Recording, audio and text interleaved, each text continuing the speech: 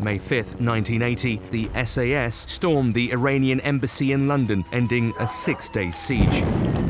When I got there was 25 hostages being held by 6 armed gunmen. They executed a guy called Lavasani, threw him outside. That was proof of murder. Carrying MP5 machine gun, backup weapon was 9mm Browning, flashbang grenades, shotguns, yeah, stand to, stand down. That means you get ready, go, go, go. What do you mean by it's an inside job?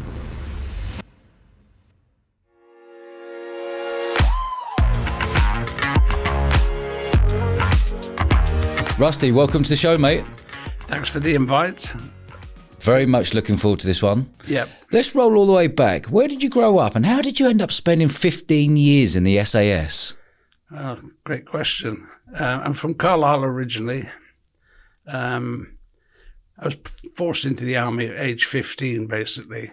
I didn't want to go in the army. I was a bit of a Rolling Stones fan at the time. But there I was, 15, marched down to the station, off I went, long-haired, down to Bramcote, which is in Nuneaton in Warwickshire, Junior Leaders Regiment, Royal Artillery. I don't know how I got there, but that was the start of it all, really. So from there, a couple of years in boy service, left boy service in 67, went into man service at 17-year-old, to a northern regiment, actually 49 Field Regiment, Royal Artillery, which, if I could have bought myself out while I was in junior leaders, it was going to cost me £50 to buy myself out in the army. Is that right? You could buy yourself out the army? Yeah, but I couldn't get £50 in them days, which is a lot of money. Yeah. So yeah, £50 would have got me out and I would have gone after my first 3 months, I can tell you that. However, I couldn't get it, spent 2 years there, went into, as I say, man service, spent 3.5, 4 years there. All I did really with them was play football, because in those days, that's what it was about. Yeah. And I always wanted to be a footballer. You're a half-decent footballer? Sorry? Were you a half-decent footballer? I represented the British Army eventually, which is as high as you get in semi-professional football. Oh, quality. Yeah, so I represented the British Army. Yeah. And then from there, went to the Commandos, 2-9 Commando, got my Green Beret. Spent 3.5 years there. And then you said, how did I spend 15 years in the SAS? Went there in 77, passed selection. I went into B Squadron the end of 77 and came out in 1992. Wow.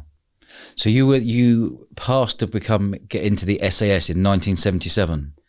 Yeah, I did summer selection in 1977. And what was it like for you, the whole selection process to get into the SAS back then? Well, I've always been physically fit, and that's one of the main attributes you need to have, always been fit. So it was hard work, but I spent a couple of years on Commando Training Wing, which meant I was out running and teaching little commandos to become big commandos, if you like, get the Green Beret. So I was always out running, keeping fit, and decided for selection. So it was a 6-month process, I knew that, but I thought if I didn't do it at 27, I'd probably never have done it at all. So I thought, let's go for it. And that's exactly what I did. It was a really hot summer, very hard to find water up on the mountains, running around. But that's where it all started for me. And I spent the 6 months doing what I should do while others were falling by the wayside every day, more or less, because it is a hard selection, recognised probably as the hardest in the world. And that's not just by me. I've just come back from San Diego with the SWAT team, and they know and have much respect for SAS. Wow, hold on a minute. You just come back from San Diego. Yeah. What were you doing out there with the SWAT team in America? I've been doing guest speaking out there. I was over there for 6 days. It looked after us very well. It's a big convention once a year. And that followed on from the convention I did for the Texas SWAT team back in April. I was out there for another 7 days, doing exactly the same thing. So it looks like, I've moved over to the States because they've invited me back again already. Fantastic. Good for you. Do you like going up, flying back over there and feeling special and being paid to do it? It's not about being special. It's probably about being recognised. It's taken a while. You know, I've done quite a lot in the circuit in the UK, but they recognise and they want my story. Yeah. They know I've got the story, and they've got young up-and-coming SWAT team members, police team members. There was over 1,000, maybe 1,400 people at that convention. Really? Yeah. And you got up and spoke? Yeah. Fantastic. I did podcasts over there for them. So I was well looked after, and I worked. I didn't go over there for a swan. Yeah. We had time off. But I can say this, that, you know, the way they look after their police officers and their SWAT team, you know, and then I look at the UK side of it, and I'm just utterly devastated. Really? Total difference. Give me an example of the difference of them looking after them out in America versus out in the UK. Yeah, well, if you look at the UK police, I know we don't have a SWAT team, but they're very much programmed to go along with what's happening. You know, if they're told to do something, they go and do it. Yeah. You know, if they want to dance in the street with people dressed in funny colours, they go and dance in the street. The Americans get on with their job. Yeah. And I've got nothing but total respect from what I've seen. You know, if we could follow that example, we probably wouldn't have half the problems we've got today. They don't mess about. They know what they're doing. They're capable, and they have respect for others. That is not the case in the UK, in my opinion. Yeah. What is your opinion on the police in the UK as we sit today? I better be careful here. I might get lifted when I get out of here. But no, for me, it's rock bottom. I'm afraid I've come through an awful lot in my time, with my age. I've seen the police from years ago to what it is now. And the fact is, they're undermanned. You know, there's all this different ethnics and so going on. It's totally different now than from what I remember. Yeah. But the good news is, it's different and got worse rather than different and got better. That's my opinion. Yeah, agree. Totally agree. Yeah. Even in the 80s and 90s, you wouldn't say anything to a copper. You'd have the fear. No, you wouldn't. Now I see kids on the street mouthing off at policemen and I think, my God. Yeah, just going to have a dance with them. Yeah. You know, they're quite happy with that. You can see that in London. Yeah. Every march, if you like, you know, they pick the sides they want to be on, and nothing's going to change that. You know, we were down there not long ago for remembrance. You know, when I remember remembrance of years ago, you could go there and do what you wanted to do. Now you're marshaled and told what to do. Well, that's not remembrance for me. I don't want to remember it for that. I want to remember it for the people that have died fighting for this country over the years. Not being hustled into a corner by some coppers said, you've got to stand there. You can, you know, not for me. That isn't me. Rolling back, 1977, you went into the SAS. Tell me about in 1980, the Iranian siege that you were a part of. Well, it was my turn to be on the counter-terrorist team in the SAS. It was B Squadron's turn. So we went on that for 6 months. Then you rotate through the different squadrons in the regiment. A couple of weeks after we'd taken over, the 6 armed terrorists, Saddam Hussein, backed from Iraq, came across to make their plea of what was happening and the plight of the Iraqi that were being captured in Iran. This is what it was all about, Arabistan. So just to break that down, Iraqis were captured in Iran over there. No. We had the Iranian embassy here in Kensington, London. Yeah. And then what happened with the people who were held hostages in the Iranian embassy? Oh, I was going to skip forward to that, but yeah. When I got there was 25 hostages being held by 6 armed gunmen. Wow. Right, that was on the 30th of April, 1980. They were making demands using the hostages, okay? So the 6 gunmen were making demands to the government of what they wanted. What did they want? They came into the country, first of all, to get the world to recognize the plight of what was happening. Basically, Iraqis were going across the border into Iran to the southwest corner of Iran, which is Arabistan. Oil rich, yes.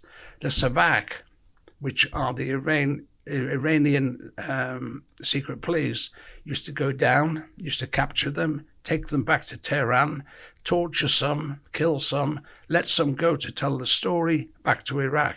Wow. So they wanted worldwide. Yeah, okay. That happened. They wanted No the question. publicity. They wanted it, and that happened. Yeah. So that was on the first couple of days. Then they wanted to negotiate their own way out of the UK, back to where they came from.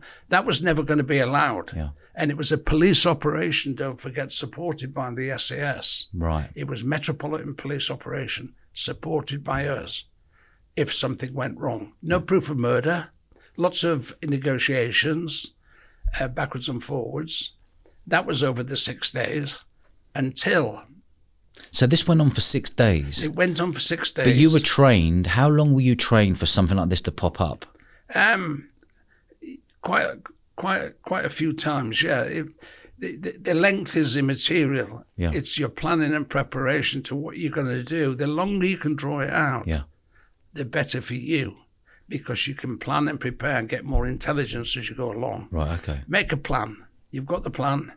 This was happening with us. The police were dealing with the negotiations and stuff. There was nobody murdered on UK soil. So at the moment, it's negotiations that are going on. We were working in the background, 3 different plans. What if, what if, what if? So we had 3 different plans, not one plan. And eventually, to skip forward to the last day, which was the 5th of May. I just want to hold that bit there. Yeah. In those 6 days before we skip forward, where are you sitting? Where are you sleeping? Where are you all? What's going on in your world? Well, initially, we were down at Regent's Park Barracks. Yeah. It was too far, 4.5 miles in London traffic. If there was an incident, forget it. Yeah. We then moved next door, with the police taking us next door in small packets of guys with handbags. And that took place over 2 days. Handbags? Hand baggage. Oh, hand baggage, okay. Weapons and personal. Yeah. Because we're in civilian clothes at this stage. Okay. Carrying what you were going to get changed into. So they dropped us off round the back covertly, made our way into next door to where the terrorists were, the neighbours from hell. Yeah. Right? That's where we were, the neighbours from hell.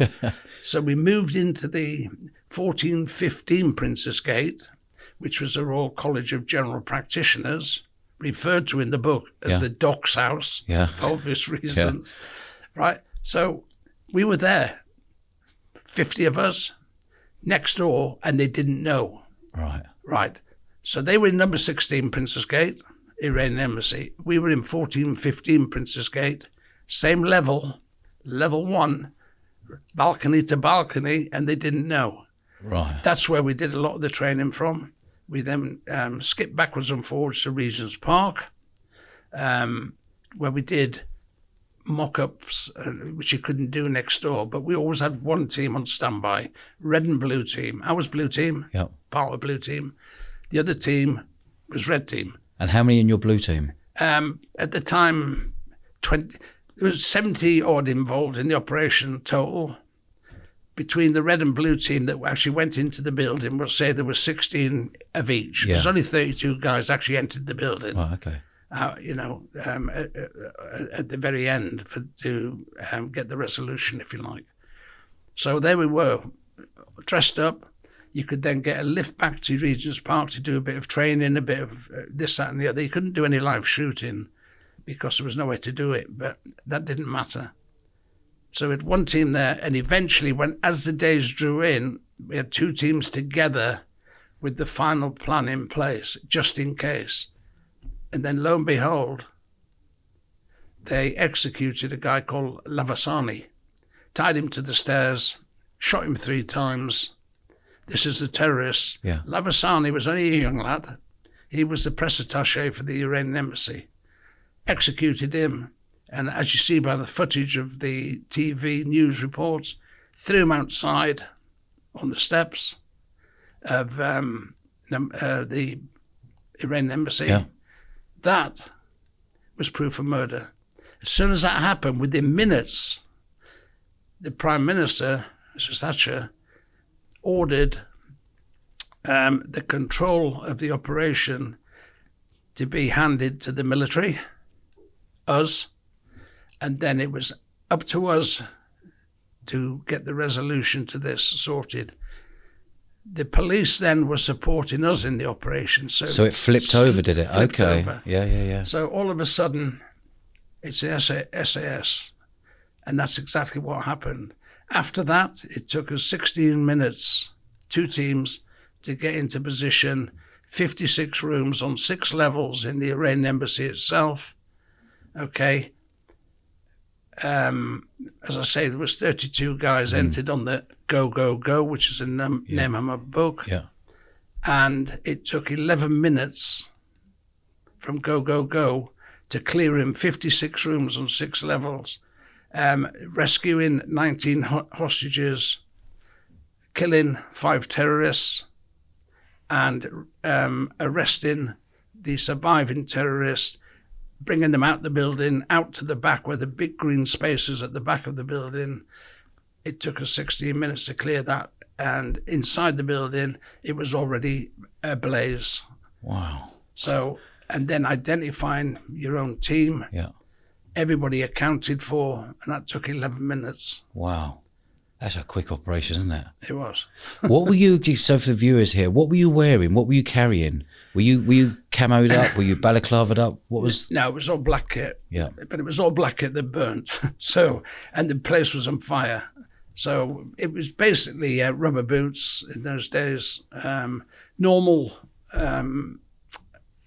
non-fireproof coveralls, rubber gloves, rubber respirator, carrying MP5 machine gun, backup weapon was 9mm Browning, magazines with ammunition in, flashbang grenades that had a mixture of gas and bang, bang, bang, all that type of stuff, and frame charges to put against doors and blow them in.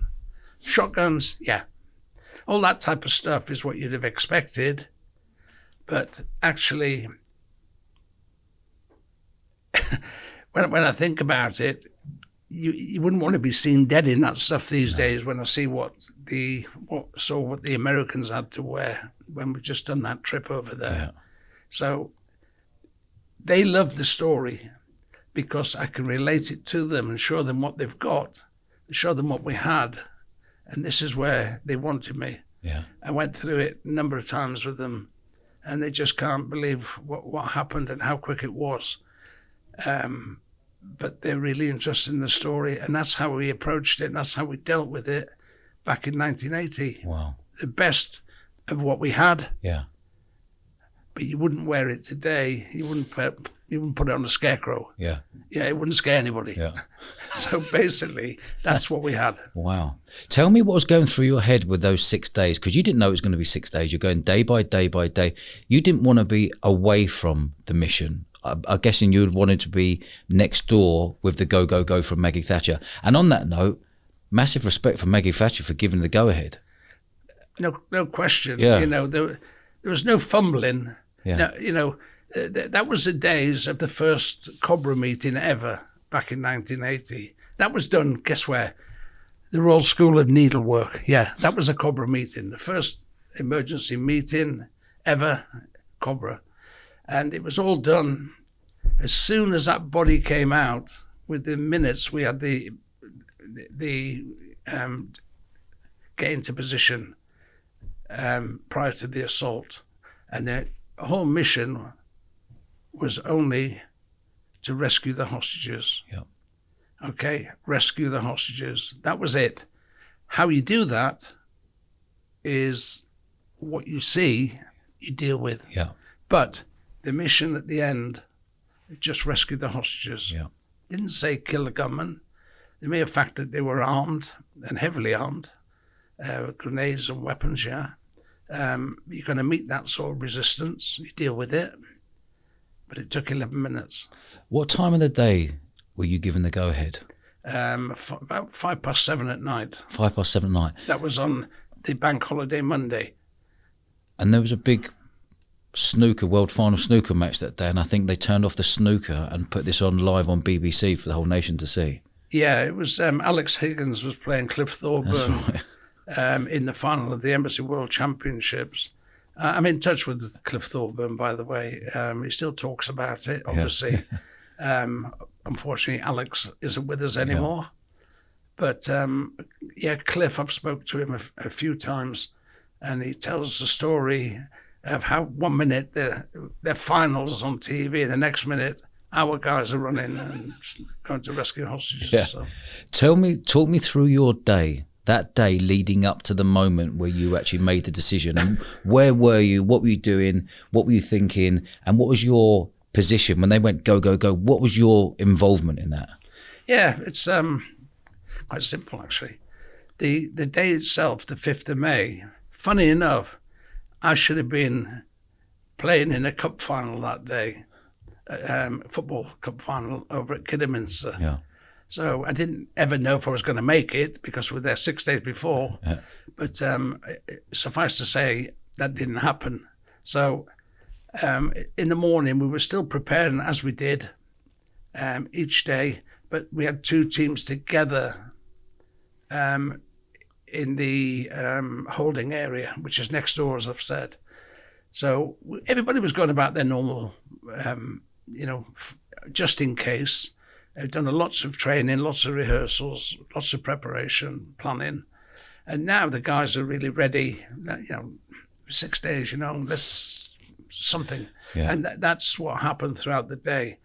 And there was shooting earlier on that day, which put you on a different alert, but there was no proof of murder. Okay. So it could have been somebody firing into the...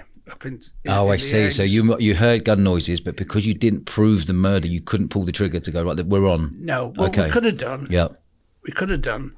But proof of murder was really the icing on the cake. Yeah. The body was there, unfortunately, for Lavasani. How old was Lavasani, roughly? I'm not sure. Probably mid to late 30s. Okay. He's only, maybe not even that old. Okay. Let's say 30-ish. Yeah. But he was a young lad, and he stuck his chest out against, what was happening. A big Ayatollah supporter, all that type of stuff. We found that out later, actually. But as the day progressed, it was another day. Negotiations, stand to, stand down. That means you get ready, stand down. I bet you were chomping at the bit just to get on with it when you led. Yeah, it is. You want something, you're there, you're ready, your coil springs, right? Yeah. Ready, what's going to happen? When it actually happened and we got the go, go, go,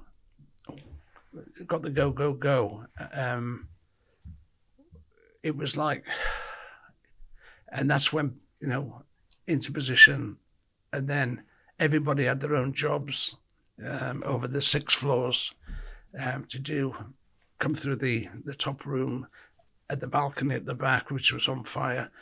Around the front on the balcony, my job was my team at the back door. I had 6 of us and 4 following. They were going to go in behind us and go down into the basement area, clear the basement. So everybody had their jobs to do, but you couldn't hear each other because of the gunfire. Once it started, it was gunfire, flashbangs going off, the big explosion at the beginning, people screaming, falling on the stairs where the glass had come through the windows, people being sick because of the gas. And I'm talking about hostages now. Yeah. Our guys had respirators on, and it sounded like mayhem inside over the 11 minutes, although the 11 minutes went very quickly. So that was that. There was terrorists taken care of on the 2nd floor, 1st floor, and on the ground floor by myself on the final assault, when in fact the guy, Faisal, he's a guy that came towards me in amongst all the mayhem, which I grabbed and saw the grenade and then fired 2 bursts of MP5 at him. He fell to the floor, to the bottom of the stairs. So that happened. And he was a threat. He had a grenade. He was trying to get out the building, looked like it, but the guys at the top of the stairs were pointing and shouting. I can't even pretend that I heard what they were saying, but it was, you train in that environment because you couldn't hear them. Respirators, all the noise in the background. But that's why I grabbed him and I identified him from the pictures we had earlier of the terrorists. Eventually we got all 6 pictures, mainly from passports that were left in a bedsit in Earl's Court in London. Wow. So, and then the photo, the grenade, all clicked in, and then I fired the 2 bursts of MP5 at him. And basically after that, there's still the hostages coming out, going out the back, being shuffled out the back by the teams. And at the end of the day, at the 11 minutes, it was on fire as well. It did a lot of damage inside there. I think the insurance ran out in the building a few days before we entered. Is that right? So it lay dormant after the siege for a long, long time. Yeah. So that's what happened. And then when everybody was accounted for, we went back to Regent's Park, all of us. I was the last guy out of the building because I was on the ground floor. All the guys at the top had all come out. It left me and my team there to follow them out. And then back to Regent's Park once we got changed. Forensics took our weapons off us and said they'd be back in a day or two, all labelled up, who fired what and so on. And then Maggie Thatcher, Dennis Whitelaw, Home Secretary. Dennis Thatcher, William Whitelaw, the Home Secretary. They all came to Regent's Park Barracks to say thanks, crying. Yeah. And then basically, in our own time, small groups of vehicles, 2 or 3 at a time, which were left at Regent's Park, made our way back to Hereford where we stopped. And I still can't find that place again. I've tried to find it. There was a little burger bar on the side. We stopped there, had a couple of cups of tea, had a bit of chat about what gone on, beef burger about midnight, just after, something like that. And then back to Hereford and put everything away so it never happened. And then the following day was a debrief. A couple of days off because we didn't have any weapons. Wow. They'd taken them for forensics. How did it make you feel that all the lads went in, done a job, out, snuck off out the back, gone? No one knows who's who. That's how it should be done, really. Yeah. Waiting for a pat on the back. Not at all. But it was nice that it was, when you think back on it now, it's being talked about by a lot of people. Even nowadays, people are so interested in it because it was the first time anything had been televised, like that. Interrupted the snooker. Yeah. How many people saw that? Tens of watching millions, the snooker. Yeah. So when we got back, funny enough, the time we spent in the regiment after that, it wasn't a big conversation piece because there was other stuff going on. People got more interested again as a time when we were out of the regiment and they wanted to make a film, they wanted to do this one. So things changed that way. Yeah. With the documentaries, they're all on there. So we took part in that type of stuff, but it's the same. What you get today is the same story as you got all those years ago. Yeah. So there's, even if you wanted to try and big it up, you can't. It's not worth it. It's there. Yeah.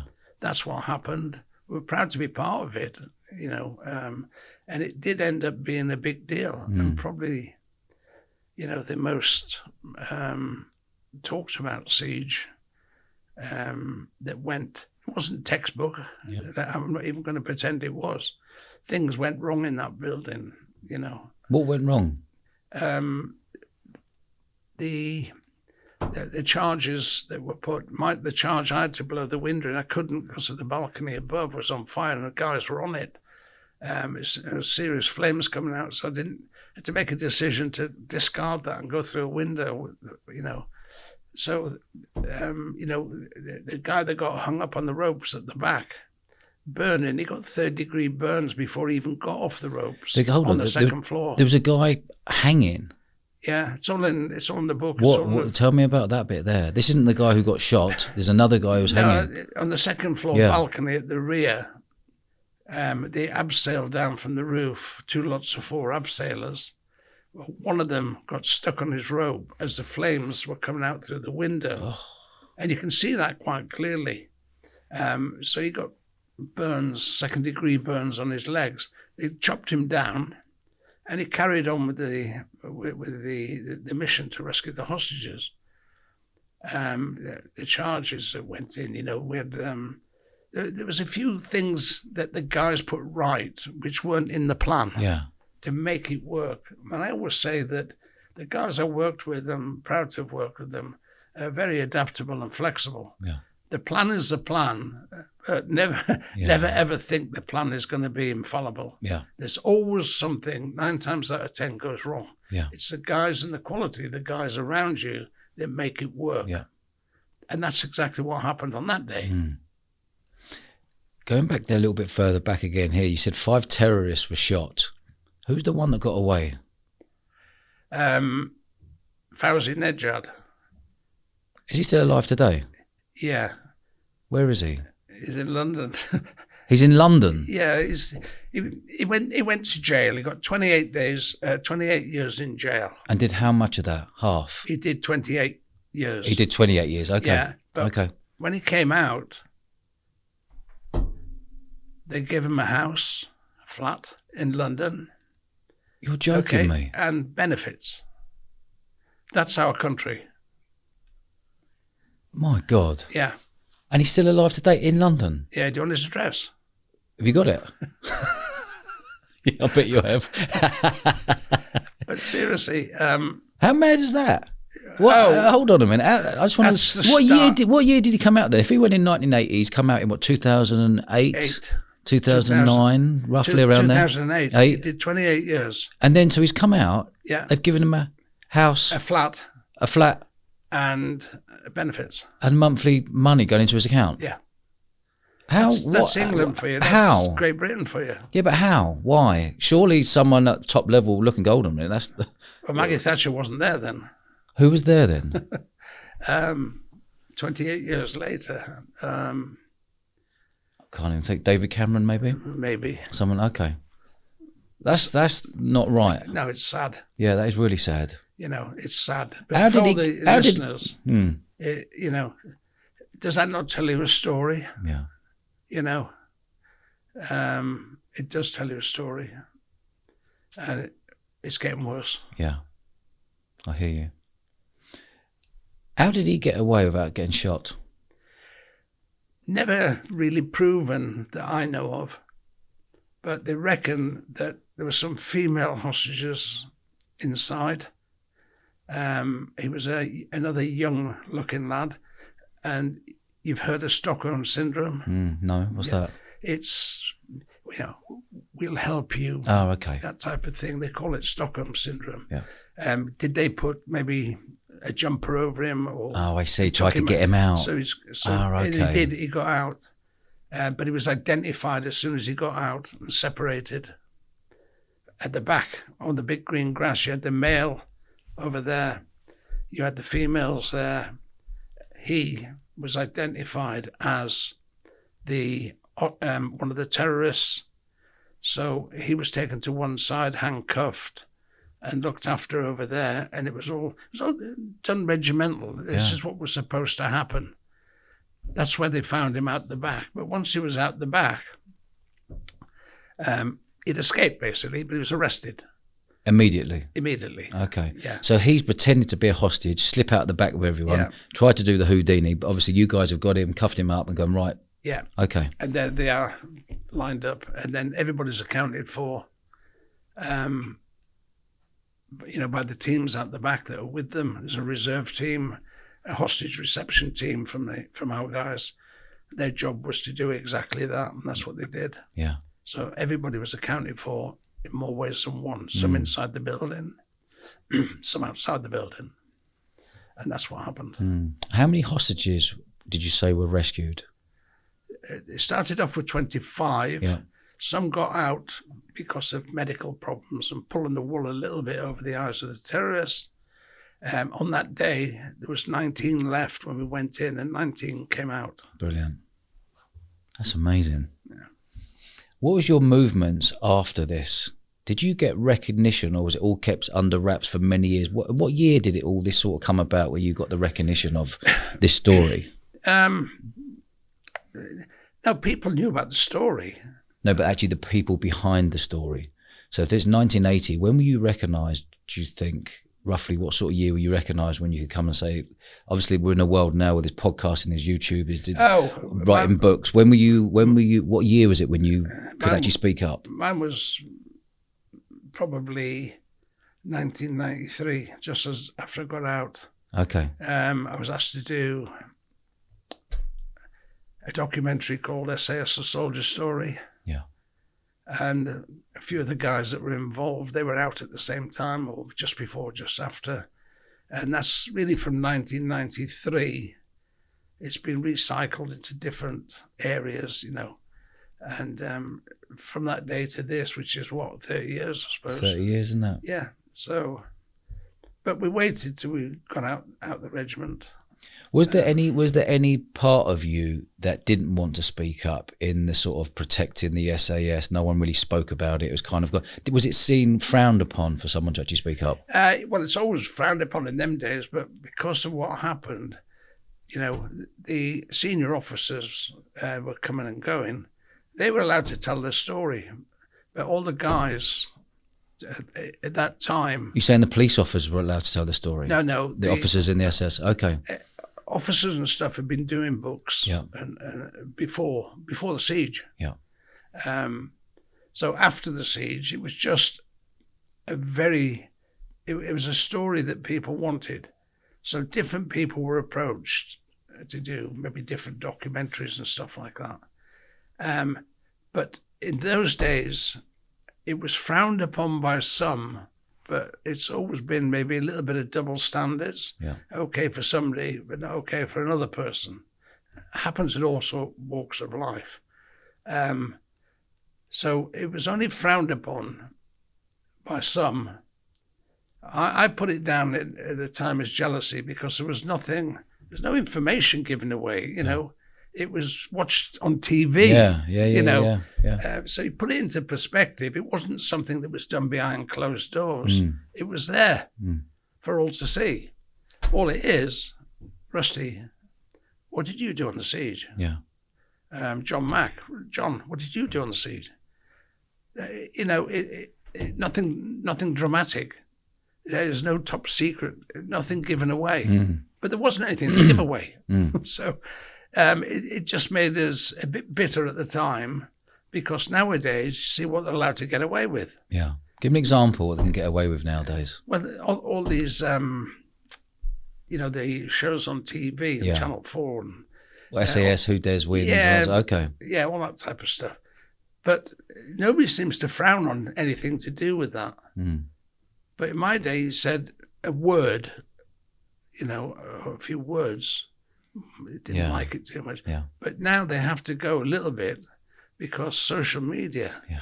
Now, I've never given anything away, and I never talk about current ops and stuff that the regiment do. I know a bit about it because I've got friends.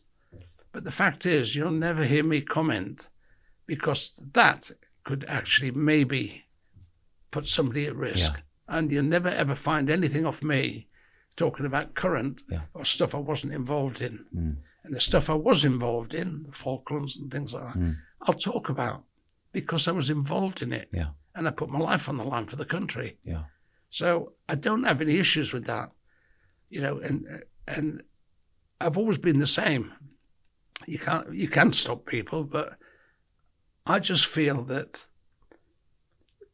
you can talk about stuff, but I've never ever been accused, and never will be, about putting other people at risk or future operations at risk. It's never happened, and it never will from me. But that's why I could do books. And what I liked about it, when we were chatting before this, you're saying your book, Go, Go, Go. Yeah. And your other book, The Regiment, 15 Years in the SAS. Yeah. These are really powerful books. And what I liked what you said, first thing you said to me was, have a read of those, Dodge. They're non-fictional. Yeah, and I want to do a third. But how important is that, the non-fictional bit? Like, this is whatever went on, you've just gone, bam, it's in that book. It's non-fiction, Yeah. and that's non-fiction. They're both an audio as well, Yeah. audio books, Yeah. all over the place where you get your audio Yeah. books from. So, once again, you know, Go, Go, Go. What happened to that one when they read it? What year did this one come out then? It came out 2010 for the 30th anniversary of the siege. Yeah. That's when Go, Go, Go came out. But if you look at the front, you'll see Jamie Bell, the actor, on there. Yes. Right, he's a famous Billy Elliot. Yeah. He's the one who did the movie around the 6-day siege, with which you were involved in. Yeah. Yeah. And they read the book and they decided that they wanted to do a film, not just about Rusty Firmin, even though I'm in it. And Jamie Bell plays me in the film. Does he? Yeah, he does. Yeah, he plays Rusty Firmin in the film. Brilliant. Yeah. But that wasn't the idea. The idea was, having read that, it's like anything. Can you put everybody in the film Zulu? You know, where are you going to get them from? But what they wanted to do is a camaraderie bit of what happened. So they picked it. I'm the guy with no gloves on. Yeah. The only guy on the siege with no gloves. Right. Did you forget the gloves? I left them watching the snooker. I put them on the snooker table. And then you got the call, and then you just like straight in. Yeah, because I used to put my gloves down my body armor. Yeah. But I put them on the table, and then we got the call. I left them on the table.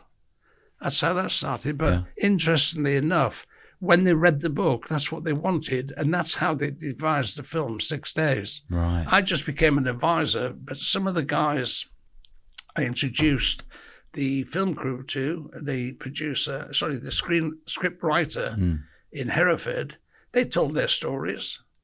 I told my story. They'd read the book and they made the film 6 days. It's on Netflix. Number 6 days. It's on Netflix. So that's how that happened. But it's taken since the siege at 30. That came out in 2017. What the movie did? Yeah. Wow. So it's on, and as I say, it's out. And the books are both on Audible. Brilliant. And the other one is from when I was born, basically. So this is the regiment. This is your world. This is you. Until I left the SAS in 1992. Yeah. I've got a third book which I could do. Have you got another book in you? Oh, trust me. Yeah. Yeah. Good for you. I would definitely have. Have you got a name for it?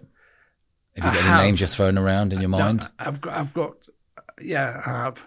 I can't do anything with that, but it's not like that. It's something else.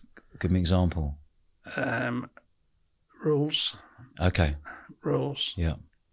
Yeah, I hear you. And I've got the chapters listed out, but whether I do it exactly that way or not, just there at the moment, it's a time thing. Yeah. It wouldn't take me long to do it, I can tell you that, because I've got diaries and everything. So fascinating, amazing. But this is 1980. You left in 1980. You left in the early 90s. What other missions did you do after this mission that really resonates with you? Well, some of the earlier jobs were quite. They call it the circuit. It's a follow-on from the SAS. Guys are going out every year, if you can imagine. To where? Out of the regiment. Yeah, okay, leaving. Yeah, leaving. Okay. So they've done their time. Maybe some have been asked to leave. Some have done their time. Why would they be asked to leave? Because sometimes you lose something and you haven't met the benchmark. Right, okay. So they call it RTU, return to unit. But that's been there forever and a day. I don't know if it still happens, but but that's just that. Then they go out and they go, what am I going to do? Yeah. Well, there's a circuit out there. It's all types of security work for big security firms, small security firms, everywhere in the world. security, I've been all over the place. Yeah. What, 120 countries? I don't know. Have you done 120 countries? Probably in my lifetime. Have you? Yeah. There's like 195 countries in the world, and you've Yeah. done 2/3. Like, wow. Yeah, I've done an awful lot. So, is there one country that stands out that you go, oh, that's a real dangerous place? yeah, there's a few. Algeria is one. When I was working on the oil rigs, I designed an oil rig. Funny enough, two of us, me and the manager. So we had to go out into the middle of the deserts of Algeria, 40 degrees, lunchtime, nice, and find this little peg in the ground. That was the centre of the oil rig. But there's baddies all around, but we weren't armed. Why were you armed? Because we're Brits. Right. I didn't say I couldn't get my hand on something if I wanted to. Yeah. What I'm saying is I wasn't armed. Yeah. But then we built the whole rig, a huge drilling rig with a runway and everything. And I helped. I'd never done that before in my life, but I helped put the security in place for that. And then we ended up getting some soldiers to come with us, 40 of them, I think, at the time, all armed. So it's nothing like having armed people around you, but you're unarmed. The first thing you think is, if I want a weapon, where am I going to get it from? Yeah. I know where I'm going to get it from. Yeah. Well, all that type of stuff. So there's quite a few places. I mean, I've had some hairy moments. Where would you say is your most scariest moment? Scariest moment? Scariest, when you thought, oh shit, I could lose my life here. When you've got time to think about it, I would say the operation we were going to do in the Falkland Islands, Operation Mikado. Tell me about Operation Mikado. Well, the Falkland Island conflict was going on in 1982 when we got the call back in Hereford that we were going to be involved in it.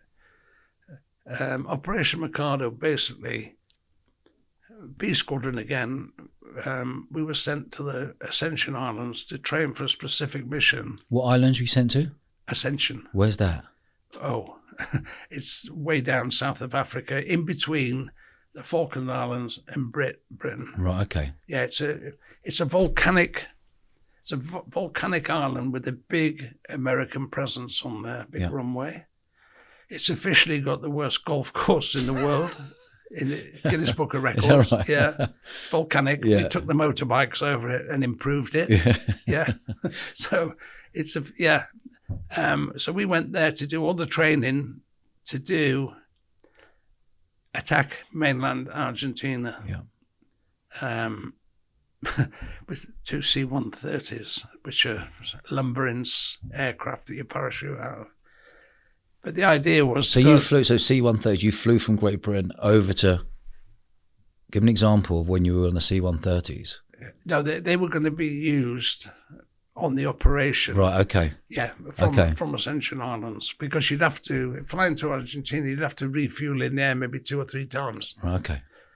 But we had no cover. There was no fighter cover or anything. Okay. Just 2 C-130s, So half a squadron in each. And the idea was to land it right in the middle of the airfield in Argentina, Punta Gorda.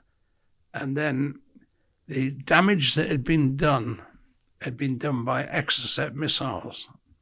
Remember the guards? They lost a lot of lives on Sir Galahad. I think it was Sir Galahad.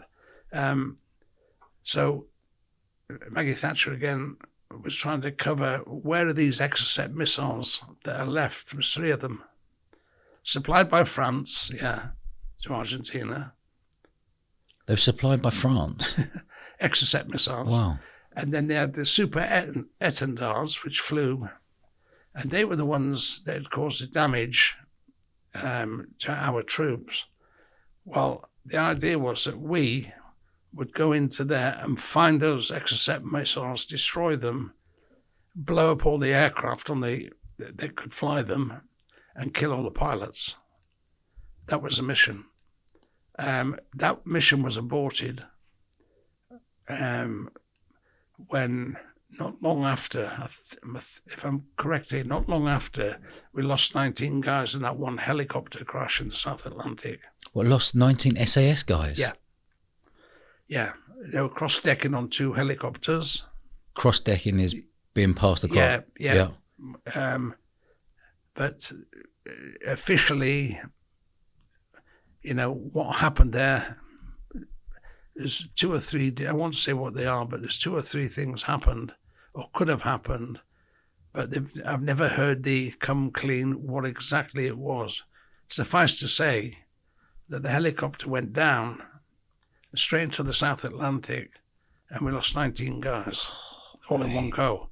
So 19 mates gone like that? Yeah. Oh my God. Yeah. Yeah. And that was the end of that. So that happened. Then there was a bit of a reshuffle because you've got to replace the guys. And the mission to Argentina was called off, probably again by Mrs. Thatcher, who had the final say. So I'm not quite, there's a little bit there that's There's sketchy. a grey area, is there? But we called it Operation Certain Death. Yeah. Because had we landed on the airfield and even had a chance of finding this stuff with all those Marines around it, the airfield, we then would have had to escape and evade from Argentina over the hills, mountains, into Chile. And Pinochet, if you remember, was good pals with Thatcher. And Pinochet was who? He was the president of Chile. Right. But Maggie Thatcher and him got on okay. So we had a safe haven. If we could have made it there, we could have been picked up and rescued. Yeah. But the chances are it would never have happened. Surrounded, and let's be honest, you do your best. But, and that was a lot of thinking about how that was going to happen. But it's not scary, but at the same time, you'd be a mug not to think, there's a lot of what ifs about this one. Yeah. That's probably one of them. Just going back there, you said you lost 19 men. How many SAS were on that operation, roughly? That wasn't part of my operation, by the way. Okay. That was another squadron that were cross-decking. That wasn't our squadron at all. So whatever operation they were on, I don't know. Yeah. I know the names of them, but the guys that were on there, I think I knew all of them. So when that actually happened, it was had to be, you're thousands of miles from, you have to make another plan or have a plan in place. And that's what happened. But for us, it was Operation Certain Death. Just is that what it was called, or do you boys call it that? That's what we called it. Yeah, Jesus. Well, we were the ones trying to rehearse what we were going to do. And then, don't forget the best maps we had in them days were the likes of AA maps. There was no, okay, Argentina, Chile. Right. It seems mad to think of it like that, but it was, yeah. We have a sense of humour. Yeah.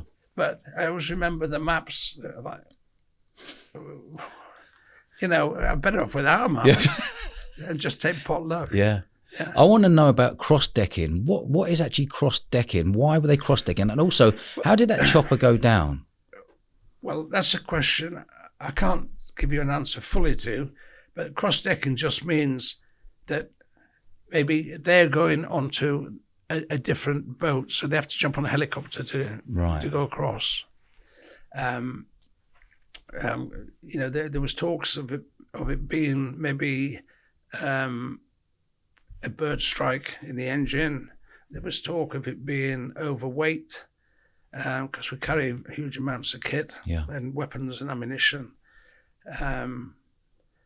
So it could have been any of that, a combination of that. But it happened. And that's how you cross deck. Jump on there, take them to there. There's no other way of doing it. Yeah. But suffice to say that it happened, and they went to the bottom. Bloody hell. What was your movements? I want you to just explain to the listeners about the Falklands, breaking it down in real simple terms. Yeah. Why we were out there, why you guys were out there, and what you actually did in your mission. Well, the thing is, the reason we were there is because what happened in the early stages, when they took it over. Well, it's never been Argentinian. So all of a sudden they're invading our territory. Mm. And I think there was a problem with, what's his name? The president of Argentina at the time. He'll come to me. Mm. There was a problem at home, and the easiest way to get rid of them problems is start a fight. Yeah. Basically, it sounded like that's what it was. And what was the problem back at home in '82, back in England, for us to go and try to put the attention on over there? Well, I think it was Maggie Thatcher just saying, that's ours. Yeah. And we want it back. Yeah. If they'd given it back, it would never have happened. Even though that bit of land there was so close to Argentina, but the British owned it. But it's ours. Yeah. And the Falkland Islanders want to stay British. Yeah. There's nothing there that's doesn't add ours. Up. Yeah, I agree. Yeah. Or it's probably got a few minerals there as well. Yeah. But it's ours. You can't just come and take it. Mm. So that happened. And then we lost, was it the Atlantic Conveyor? And then there's a bit of tit for tat. Then while that was happening, she put a task force together with such and such. And that was all being shipped down there, and then there was the battles on the island there, Goose Green and all that. As time went on, all this stuff was happening, but we were away from there. We never got on there. Yeah. We finally got on to having been, first of all, going to attack Argentina mainland. We got on there eventually with a day or two before the surrender. But to shuffle people around out there, people might not understand. It's not like just go and get a bus down the road or a train. Mm. You've got to get X number of bodies from A to B. And when they get there, they've got to be able to do something. Yeah. Well, it's just a slow process down there because of the distances involved. So really, when the surrender came at the end, June the 14th, 1982 was the surrender, on the Falkland Islands. And when that was done, we were actually there at the surrender, but it was another loss of life, which arguably never needed to happen. Yeah. But it did. Politics, yet again. Mm. But it's not the politicians that are losing family, it's the soldiers. I agree. So you have to look at it two ways. But they don't care. Mm. They just carry on. How long was this fighting going on for before the surrender happened? Well, it started, I think it was April to June. I wasn't there in the early part because we were there for a specific operation that would be assisting this. Yes. One, we couldn't let these fly out and take our troops out. Yeah. With the, as I've mentioned, the Exocet missiles and the super etendards that flew them. But I've actually spoken to the guy in charge of those pilots that we were going to kill. You've spoken to him, have you? Oh yeah, I'm in contact with him. Okay. Yeah. What was he saying? How did he explain it? I've got some pictures with him. I've got pictures with him. That's pretty. Just hold that thought. That's pretty special, right? Yeah, but at the same time, what's his name? I met one of the guys who ground crew who used to fix all the aircraft for them. Yep. I met him in England 18 months ago, and he speaks English. Mm. He's read the book, and that's how he got in contact with me. because he was fixing the very planes that we were going to have to destroy. Yeah. And he's back in Argentina. Julio, that's his name, Julio. Yeah. He's back out in Argentina now. He's coming back over to the UK. And the guy in charge of the pilots, his daughter's in the UK and married and lives here. Really? Yeah. So, how do you feel about that? Looking back now, this all went on. How do you feel when you met these couple of people? it's a war at the time. You know, a conflict. Was it a war? Conflict? Yeah. But suffice to say that it didn't happen. And they're both very nice people, by the way. Speak good English, the pair of them. How old roughly? In their 70s? 60s, 70s? Yeah, the one in the one in charge of the pilots is probably my age. And the one in charge who used to do the ground crew work on the actual aircraft, he's probably 60s. Okay. Yeah. And what was that feeling like, meeting them and having a chat? Well, I've had a chat. I haven't met the pilot. Sorry if I misled you there. I've spoken to him on Zoom. Yeah. Because I might have needed some information from him. And the other one I've met, and he just likes to have a beer with you. And he's another guy, but he loves England. Yeah, I don't know why. It must be really bad over in Argentina. That's all I can say. But he can have my place. How many men did we lose roughly, do you think? In the Falklands, Yeah. There's a couple of hundred, I think. Was it? I'm not very good at numbers. But roughly. But yeah, we lost quite a few. And how big do you think our army was back then compared to what it is today? Yeah. Okay. Yeah, we've sadly shrunk, haven't we? Yeah. It's probably the smallest I've ever known, I'll be honest. Right. And the reason is now they want more. They make it small, right? And then they put those. You must have seen the army adverts to get. My God, you know. Does it make you cringe when you see those adverts? It does. I'd be off. Yeah. You know, never get me back in the army. But at that time, it's just the whole thing is sad. From what we were a power. Yeah. At one stage, Great Britain. Yeah. Remember? Yeah. Remember? It was great, and you were proud to be here. Yeah. Yeah, I agree. But now it's like, what's happened to it? Yeah. Where's it going? Yeah. And that's the sad part about it. I think they've just put a new chief of staff in, haven't they? As of yesterday, I think. But any of them got experience? That's my point. Is when we've got a government and people putting people in place, have they got proper experience in business or military or what's going on in this country? That's the bit that baffles me. I don't think they're bothered. I think they've got to fit the bill. You do what you're told and you've got a job. That's my opinion. What was your movement after 82 there? Your movement for the next sort of 10 years while you were in the SAS? Was there any big things that stand out in your mind? Not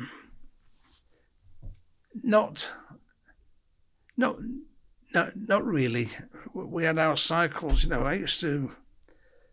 have a cycle that used to be in there years ago, that you have 4 squadrons, and 4 squadrons would rotate 6 months on. Yeah, okay. Maybe operations 6 months there, 6 months there. So you could have that every 2 years. You would come back every 18 months. You'd be back on the counter-terrorist team. Yeah. So to give you some idea, I did a lot of things,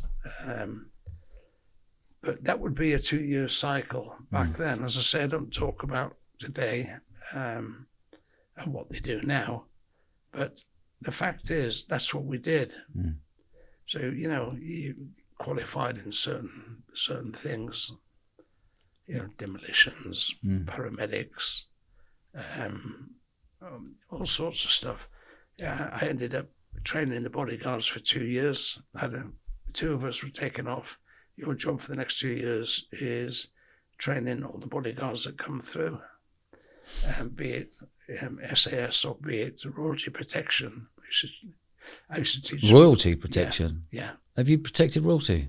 I've trained the royalty protection guys. Yeah. Wow. Yeah. I was never in the police, but in those days, you used to have royalty protection, diplomatic protection. Yeah, cost cutting. Yeah. Throwing it all together these days. Yeah. But in my day, royalty protection. Yeah, I used to train the bodyguards. You say you've done 120 countries. How many do you reckon you did within the military versus how many you did out of the military? In the military, maybe 40. Okay. Yeah. So when you left the military, what made you want to leave the SAS in the 90s? Because my time was up. Okay. Do they just give you a certain amount of time, do they, to get No. a pension, or how does it work? Yeah, well, as I say, then I wanted to go out, but then I'd signed on for 22 years, right? So you don't count the first 2 years of boy service. You're not a man, apparently, until you're 18. So from 18, 22, you're age 40. Yeah. And that's how they work. They worked it then, was 40 would be your 22 years. Yeah. At age 40, I was given a 2-year extension. That was really to prepare myself to go out into Civvy Street. Civvy world, yeah. So I spent 2 years with the up in Birmingham with the 2-3 SAS, the territorials, you know, and they get some experience off you as well. But at the same time, you can do courses.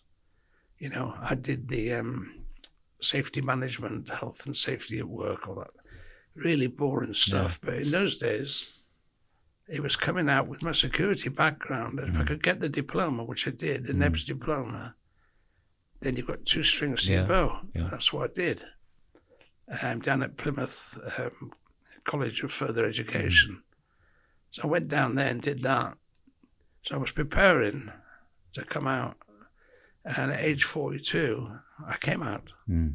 What was it like coming out into Civvy Street after being told to eat, go there, be there, do this, train then, eat then, da-da-da-da? What was it like coming into the real world? I was okay with it. Some people can't take it. But I had no issues with that. After my time, I was ready to come out. It was 27 years altogether. So it's a long time. But when you look back on it, you think, Christ, where did that go? Yeah.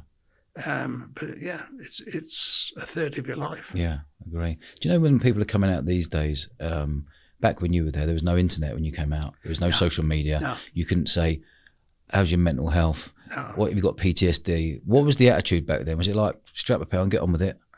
Carry on with life? Or was there any help? You never get help. Yeah. You walk out that door, you have a medical. You go in A1 fit. What do you come out as? Probably not A1 fit. I don't know anybody who's come out A1 fit. Yeah. I haven't spent a long time. You know, I've got to wear hearing aids at times. You know, it's just something that happens in the military because health and safety at work never came in till 1974. Well, I was in the army at 65 in the artillery. I had nothing on my ears to protect me. So there is a pension in place on top of your army pension. I don't know what it is now, but they give you a percentage and that equates to whatever, money-wise. And then you're off, you know, so you're just a number. So as soon as you leave the military, it's like, bam, Rusty, cheers for your time, mate, off skis, next one in.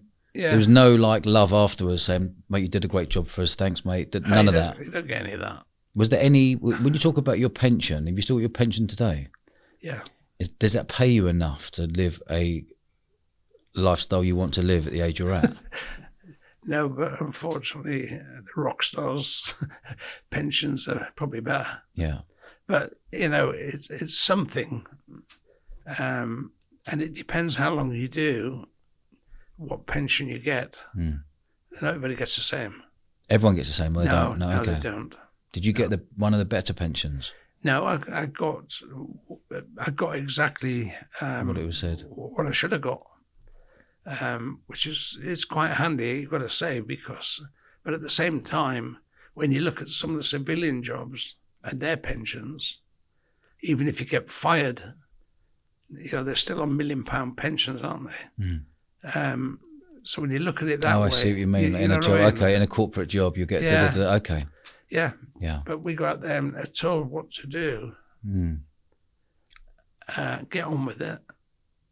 And then when you come back and finish, you've got whatever's on the line for you. That's it. Where were you on the day of 9/11? And do you feel that was an inside job? Yeah, I do. And I will tell you exactly where I was. I watched it in the gymnasium in Hereford on the screens with the running machines. And it came up on the screen there. It was almost like,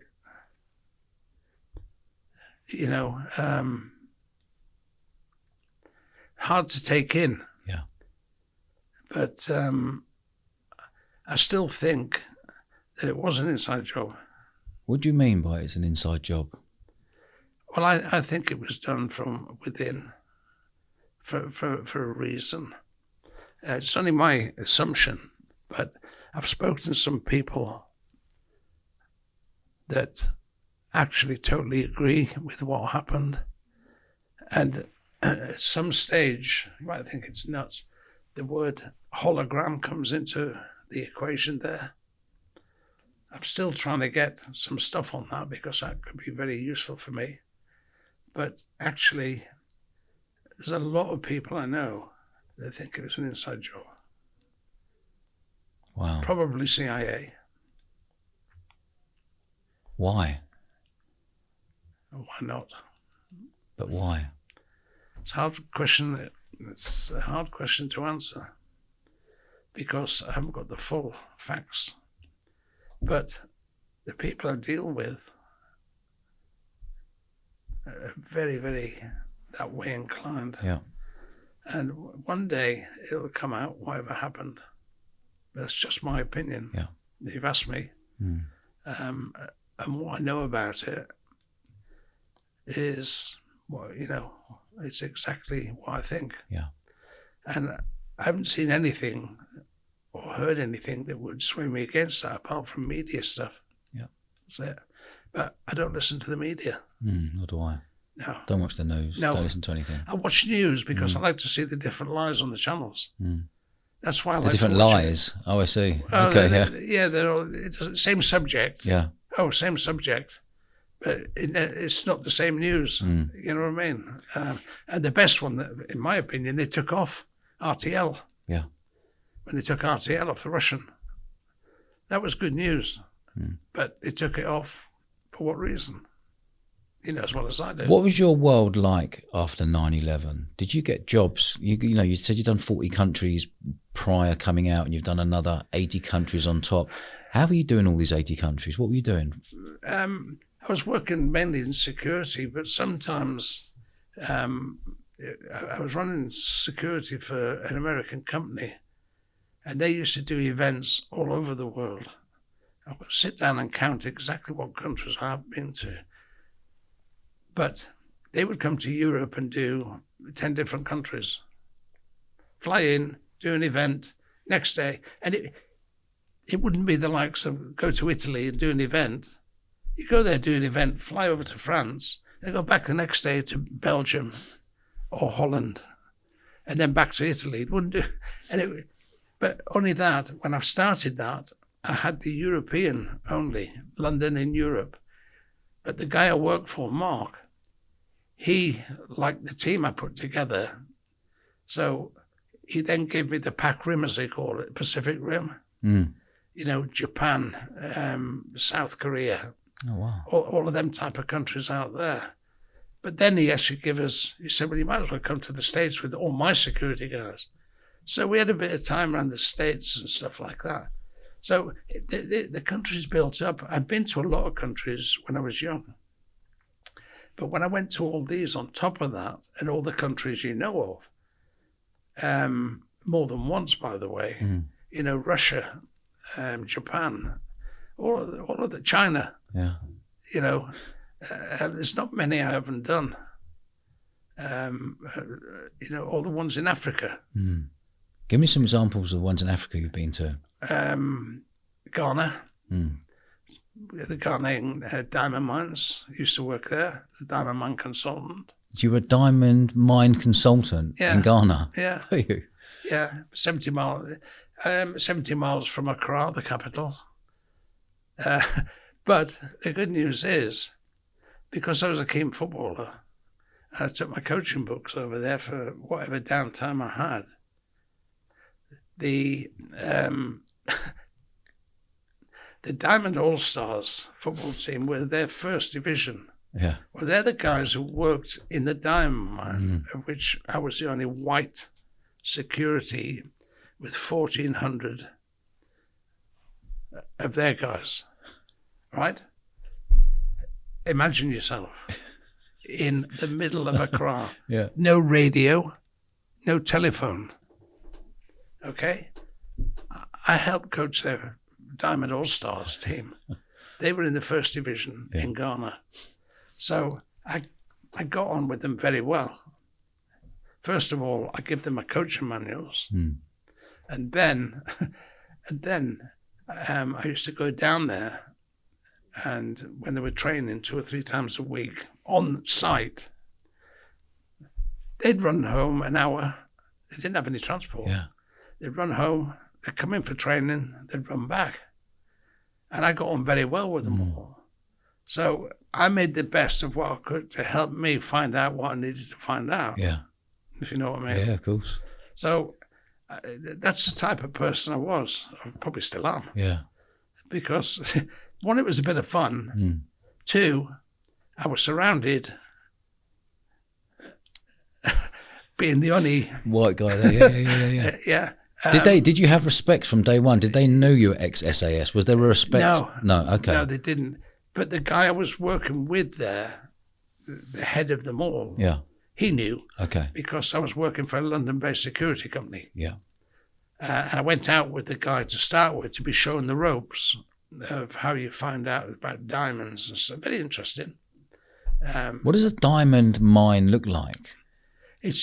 And are you seeing diamonds every day? How are they people not pocketing them and going, I'll have a piece? No, it doesn't work like that. What happens is, pick the one in, they're mainly industrial diamonds, okay? But when it rains, pisses down, the diamonds can be at the top. Yeah. Now, they're not big, they're not flush diamonds, but they used to have the illegal diamond miners, kids, and used to try and, one of them, for them, was worth 10 years, you know, yeah. But they had their own team with pick elves and stuff, chasing these guys all the time. My job was actually there was a problem with the diamonds and the quality. They thought that somebody was replacing stuff with good for bad, if you like. And of course, the quality was coming down. So my couple of trips out there with a swap with another guy that I swapped back to back with, it's quite funny because you say, what does it look like? Well, imagine a big open of just earth. Yeah. Right. It's all been brought in, right? Because somewhere in there is diamonds. Okay. And they have conveyor belts covered in grease. You know, like normal grease. Yeah. And they throw all this mud on there. To take the mud away? Yeah. Okay. And it goes around the system over here. Now, when that stuff comes through, somewhere in there's going to be some diamonds. Nobody knows how many. But once it's gone around the system, specific gravity of a diamond, I think, is something like 7 times a stone or something like that. So these stick and they get taken off and they get put into a bowl. And out of all those thousands of tons of earth, you might only get a bowl. Yeah.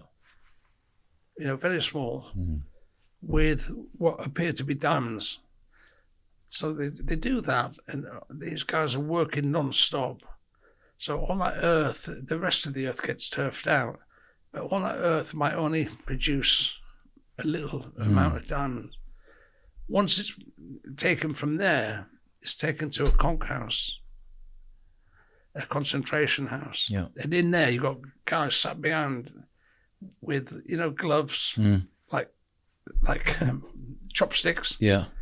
The diamonds are in there. Checking them all out. Yeah. And then they've got these gloves. You can't put your hands in and steal. And what they're doing is they're sorting them and putting them into different colour, cut, and whatever. Yeah. And they're doing that all the time. And when you're watching them, you think, well, they can't possibly be nicking any, whether they can or not. Yeah. Your eyes are like, so you watch 2 for me, 1 for you. Yeah, 2. 1 for you, 1 for me. And then at the end of the day, all the diamonds that might be in 2 or 3 different piles, they're then put into boxes and then put into the safe, right? Big, huge safe. So they can't touch them. However, they lock it up at night. Right. So what happens when you finish and go? Don't forget, I lock myself in my room every night. I never went out anywhere apart from the little sports club where they would be training. I locked myself in my room for a lot of reasons. But this stuff would then be sorted and put away. The next day, the same thing. Next day, the same thing, and so on and so on. By the end of the week, you have to go 70 miles to make a report back to the UK, because Accra was the closest place. But on site, I had 2 diamond mine valuers, both Russian and Canadian. Their job was to value the diamonds. Yeah. So if I suspected anything, I would probably suspected them. But it was quite fun, apart from being a bit hairy at times. Because... well, you're in Ghana, white guy by himself. Yeah. Not carrying. 1,400 employees. Yeah. And that's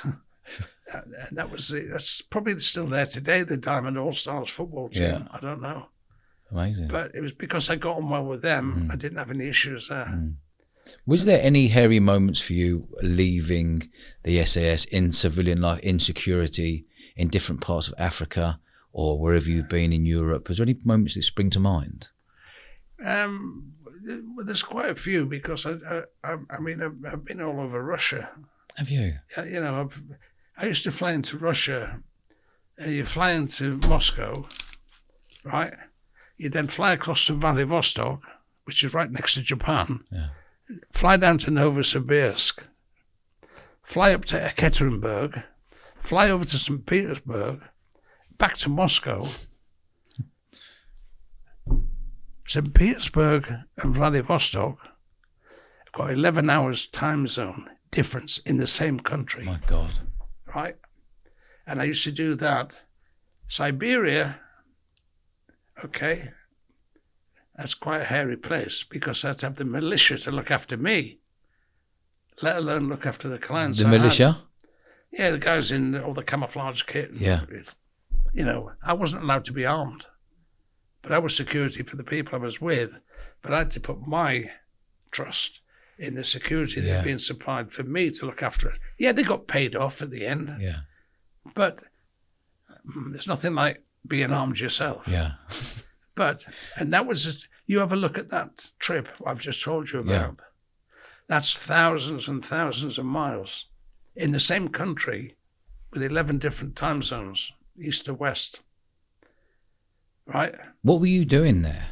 Looking after who? Yeah, Americans mainly. Really? Yeah, because they don't travel too well. And why were you not allowed to carry?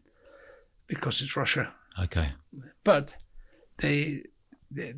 nothing. Let me just say that the word mafia springs to mind at times, right?